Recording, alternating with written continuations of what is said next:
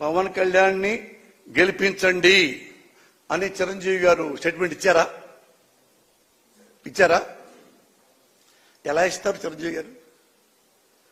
చిరంజీవి గారు ప్రజలంటే ఆయనకి లెక్కలేదు కదా, ప్రజలంటే ఆయనకి చాలా చీప్ ఒపీనియన్ కదా, వాళ్ళేం బిగుతారులే మన్ని అని కదా. ఎందుకంటే ఆయన వెరీ గుడ్ బిజినెస్ మ్యాన్. సినిమాల్లో once upon a time #1 hero, ఇప్పటికీ టాప్ హీరో. ఇతను మనకి సేవ చేద్దామని చెప్పేసి ప్రజారాజ్యం పార్టీ పెట్టాడు. మీకు చెప్పక్కర్లా. ఆయనకి 18 ఎమ్మెల్యేలు వచ్చినాయి. ఎవడన్నా 18 ఎమ్మెల్యే సీట్లు వస్తే ఆ 18 మందిని తీసుకొని అసెంబ్లీలో కూర్చొని ఆంధ్రదేశంలో ఈ ప్రాబ్లమ్స్ ఉన్నాయి, సాల్వ్ చేయండి, ఈ కష్టాలు ఉన్నాయి, సాల్వ్ చేయండి అని ఎప్పుడైనా ఒక్కరోజు అన్నాడా? అది ఆయన ఆ 18 మందితో కూర్చొని ఉంటే ప్రజలంత గొప్పగా నమ్మేవాళ్ళు. ఇంతకంటే ఇంకా గొప్పగా చెప్తాం మీకు. భారతదేశంలో బీజేపీ పార్టీ పెట్టారు. పెట్టి వాళ్ళు దేశమంతా తిరిగారు. 2 ఎంపీలే అయినాయి. 2. ఒకటి ఆంధ్రప్రదేశ్లో ఉంది, తెలంగాణలో, ఒకటి ఇక్కడ యూపీలో ఉందనుకుంటా. 2 ఎంపీలు అయ్యారు. అరే ఇద్దరే ఇంత భారతదేశంలో 2 ఎంపీలు మన దగ్గర వచ్చినారా?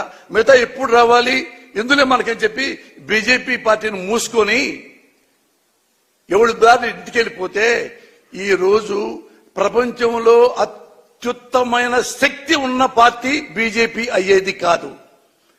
ఎందుకు 2 ఎంపీలు ఉన్నా కానీ మళ్ళీ భారతదేశం మొత్తం తిరిగి అధికారంలోకి వచ్చింది? వాళ్లలో ఉన్న సిన్సియారిటీ, వాజ్పేయిలో ఉన్న సిన్సియారిటీ, అద్వానీలో ఉన్న సిన్సియారిటీ, నిజాయితీ, దేశభక్తి, దేశం పట్ల ప్రేమ, ఈ మొత్తం ఏవి మనోడికి చిరంజీవికి లేవు. ఆత్మే పైసా డాష్ డాష్ డాష్. 18 కనీసం 5 ఏళ్ల పాటన్నా ఆడ కూర్చున్నాడా? ప్రతిపక్ష స్థానంలో కూర్చుంటే ఆయన కూడా నెక్స్ట్ మళ్ళీ వచ్చాయి కదా. అంటే ఇది బిజినెస్ అన్నమాట చిరంజీవి గారికి. సినిమా కూడా ఇంతే, డబ్బులు ఇస్తే చేద్దాం, ఈ పోతే వెళ్దాం.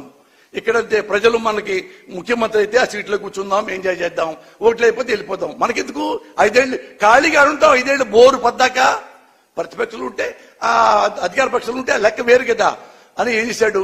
18 మంది ఎమ్మెల్యేలు అమ్మేసుకున్నాడు. మీ దాన్ని మేము పొమ్మన్నారు. అంతకుముందు ఏమన్నాడు ఒకప్పుడు, ఏంటి చాలా పిచ్చి పిచ్చిగా మాట్లాడుతున్నాం, చాలా మంది మా 18 మంది ఎమ్మెల్యేలు అమ్ముడు పోవడానికి వాళ్ళు ఏమన్నా కోడి పిల్లలు కాదు, పులి పిల్లలు అన్న 2-3 నెలలు కూడా అలా ఎమ్మటి ఇచ్చిపారు నూగాడు. ఆయన అసలు ప్రజారాజ్యం పార్టీ ఆపేసి ప్రజారాజ్యం కాంగ్రెస్ లో గెలిపాడు. ఈయన కాంగ్రెస్ మెంబర్ అయ్యాడు. దాని బహుమతిగా తులసిగా ఇచ్చారు, రాజ్యసభ ఇచ్చారు, సహాయ మంత్రి ఇచ్చాడు, అవన్నీ చేశాడు. మరి అక్కడన్నా ఉన్నాడా? ఆ టైం అయిపోయింది. రాజ్యసభ మళ్ళీ ఇస్తారో లేదో, సహాయ మంత్రి మళ్ళీ ఇస్తారో లేదో, ఇచ్చేట్లేదే, వద్దు. మళ్ళీ అక్కడి నుంచి కూడా చెప్పైపోయాడు. వద్దే, నాకు రాజకీయం వద్దయా, సినిమాలు చేసుకుంటున్నాడు. గుడ్, వెరీ గుడ్, తప్పలేదు. తన తప్పు తెలుసుకున్నాడు. సినిమాల్లో బ్రహ్మాండం చేసుకోవచ్చు. మళ్ళీ దేనికి ఇప్పుడు మళ్ళా రాజకీయాల్లోకి? నాకు తెలియట్లేదు. ఏందా మీరు క్వశ్చన్ వేశారు? మీకేమైనా అర్థమవుతుందా చిరంజీవి గారి స్ట్రాటజీ? ఎవరన్నా అసలు జీవితంలో చిరంజీవి గారు ప్రజల దగ్గరికి వెళ్ళొచ్చా? ప్రజల గురించి మెన్షన్ చేయొచ్చా?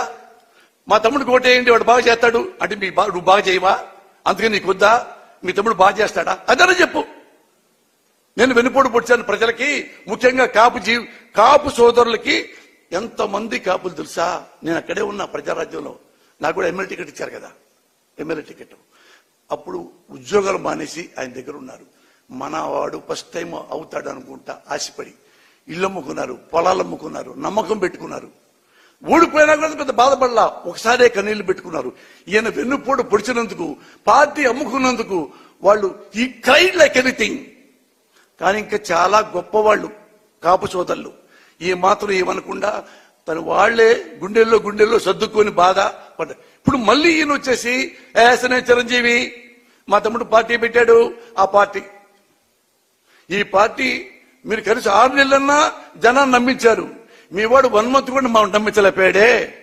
అయినా మళ్ళీ ఇస్తారా? అవునులే, రాజకీయాలు కదా, ఓటు హక్కు మీకుంది, మీరు నుంచోవచ్చు, మళ్ళీ ఎమ్మెల్యే అవ్వచ్చు, మళ్ళీ మంత్రి, ఏమో మళ్ళీ చిరంజీవి గారు ముఖ్యమంత్రి కూడా అవ్వచ్చు. నమ్మకం లేదా మీకు? గుర్రం ఎగరావచ్చు. What can we do? ఇది అన్నాం అనుకో, ఏమంటే తెలుసా? ఎమ్మటే తిట్లు, లం డ. అంటే అసలు రియలైజేషన్ లేదు మనుషులకి, రియలైజేషన్ లేదు. అరే ఒక తప్పు చేశామే, ఐ డిడ్ మిస్టేకే, అన్బేరబుల్ మిస్టేకే, మనం రిపీట్ అవుతామే, లేదు. రియలైజేషన్ లేదు. అన్నవాడిని డిమారలైజేషన్ చేస్తాడు. వీడు మనల్ని క్వశ్చన్ చేస్తాడా?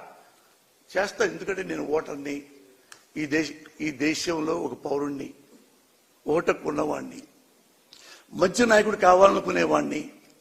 వీడు మంచి నాయకుడు కాకపోతే నేను వద్దనుకునేవాడిని.